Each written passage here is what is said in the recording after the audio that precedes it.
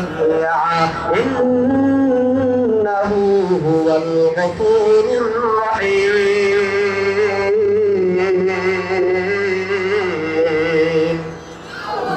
আল্লাহ পাক রব্বুল আলামিন ডাক দিয়া বলেন, এ বান্দা তুমি যতই গুনাহ করেছো আমি আল্লাহর রহমত থেকে নিরাশ হয়ো না। এরে মুসলমানের বান্দা জাহান্নামের মধ্যে দিয়া আল্লাহকে ডাক দিয়া বলবে, আল্লাহ এই জাহান্নামের আগুন আমি সহ্য করতে পারি না। ও আল্লাহ, জাহান্নামের আগুন বড় ভয়ঙ্কর।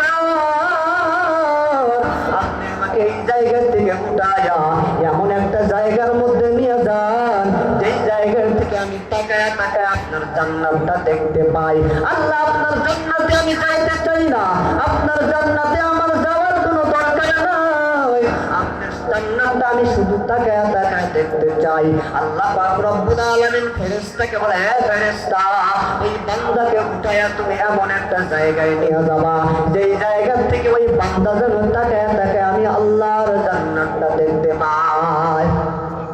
এবার ফেরেশতা ওই বান্দাকে জাহান্নাম থেকে উঠায়া জান্নাতের সামনে নিয়ে যা বসায়া দিবে।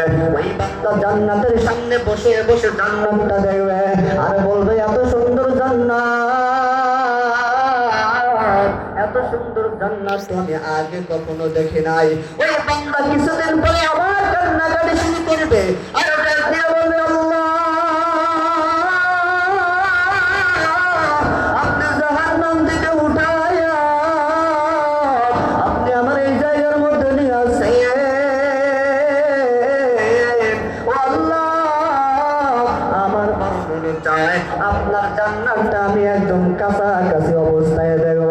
আল্লাহ রব্বুল আলামিন ফেরেশতাকে বলবে, ফেরেশতা ওই বান্দার কান্নাকাটি আমার আর ভালো লাগে না, ওই বান্দাকে তুমি উঠায়া একদম জান্নাতের কাছাকাছি বসায় দাও।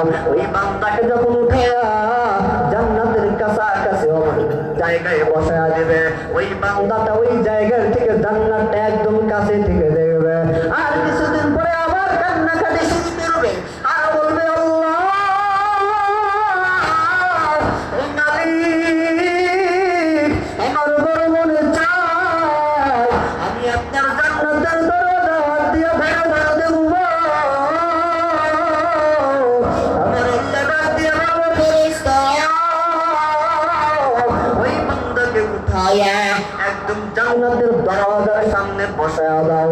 ওই বান্দাকে যখন জান্নাতের দরজার সামনে বসায়া দিবে, আবার কিছুদিন পরে আবার পাগলামি শুরু করে দেবে, আবার কান্নাকাটি শুরু করে দিবে আর বলবে, আল্লাহ জাহান্নাম থেকে উঠায়া আপনি আমার এই জায়গার মধ্যে নিয়ে আসছেন।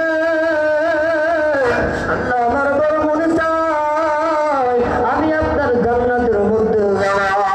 আল্লাহ, আমার বড় মনে চায় আমি আপনার জান্নাতের মধ্যে ঢুকবো। আমার আল্লাহর অন্তরের ভিতরে একটা দিলের ভিতরে আল্লাহর অন্তরের ভিতরে কুদরতি দাগ লেগে যায়। আমার আল্লাহ বান্দাকে কেমন মহব্বত করে জানো? বলে 100 ভাগ মহব্বতের মধ্যে আল্লাহ পাক রব্বুল আলামিন 1 ভাগ মহব্বত দুনিয়াতে বন্টন করে দিয়েছে।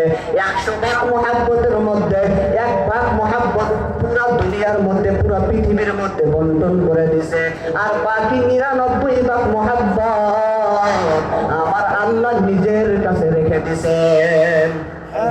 এরা মুসলমান, ওই 1 ভাগ মহব্বতের এত পাওয়ার বাংলার জমিনের মধ্যে তাকান, শুধু বাংলার জমিন নয় পুরো পৃথিবীর মধ্যে তাকান। ওই 1 ভাগ মহব্বতের কারণে ছেলে তার বাবাকে ভুলতে পারে না, বাবা তার ছেলেকে ভুলতে পারে না, উস্তাদ তার ছাত্রকে ভুলতে পারে না, ছাত্র তার উস্তাদকে ভুলতে পারে না, মা তার মেয়েকে ভুলতে পারে না, স্বামী তার স্ত্রীকে ভুলতে পারে না, স্ত্রী তার স্বামীকে ভুলতে পারে না, প্রেমিক প্রেমিকাকে ভুলতে পারে না। ওই 1 ভাগ মহব্বতের পাওয়ার যদি এমন হয় তাহলে বাকি 99 ভাগ মহব্বতের পাওয়ার কেমন হবে? রে মুসলমান ভাই, আমার আল্লাহ জিব্রাইলকে ডাক দিয়া বলে, জিব্রাইল ওই পাগলার কান্না আমার আর ভালো